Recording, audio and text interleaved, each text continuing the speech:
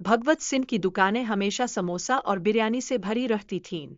बच्चों को ये खाना बहुत पसंद था और यह उनके परिवार की जिंदगी का एक बड़ा हिस्सा था।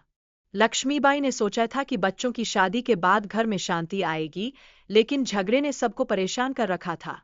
यह दिखाता है कि परिवार के रिश्ते कितने जटिल हो सकते हैं।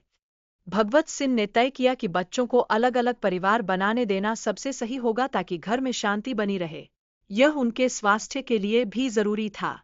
फिर लक्ष्मीबाई ने एक मजेदार आइडिया दिया। उन्होंने कहा कि समोसे और बिरयानी को साथ में बेचा जाए। इससे ग्राहकों की जरूरतें भी पूरी होंगी। सुधीर और सुंदर की पत्नियों ने अपनी ईर्ष्या को स्वीकार किया और सोचने लगीं कि कैसे अपने कारोबार को बढ़ाया जाए। यह एक नई शुरुआत की बात थी। सामाजिक प्रतिस्पर्धा का असर व्यापार पर पड़ता है। इससे व्यापारियों को नए विचार और रणनीतियां सोचने की जरूरत होती है।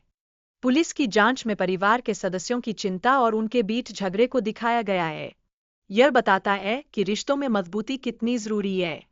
समोसा और बिरयानी का व्यापार कैसे परिवार को एकजुट करता है, यह रिश्तों की अहमियत को बताते हुए बहुत खास है।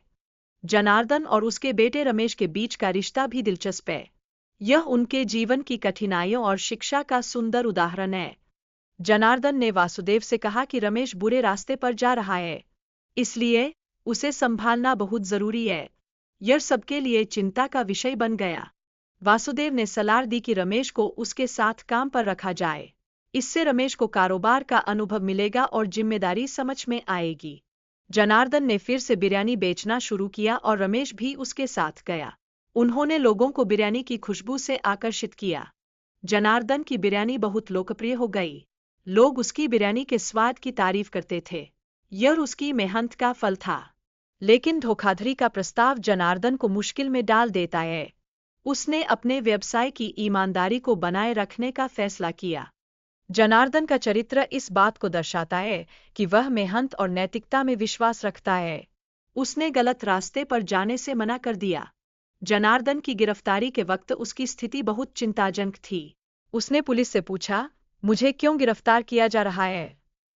रमेश ने अपने पिता को न बताते हुए चोरों के साथ मिलकर नशीली बिरयानी बेची। उसकी इस हरकत ने पुलिस का ध्यान खींचा। रमेश की गिरफ्तारी के बाद पुलिस ने तेजा लॉज में चोरों की खोजबीन की। अंत में रमेश ने जेल का अनुभव लेकर अपनी गलतियों से सीखा।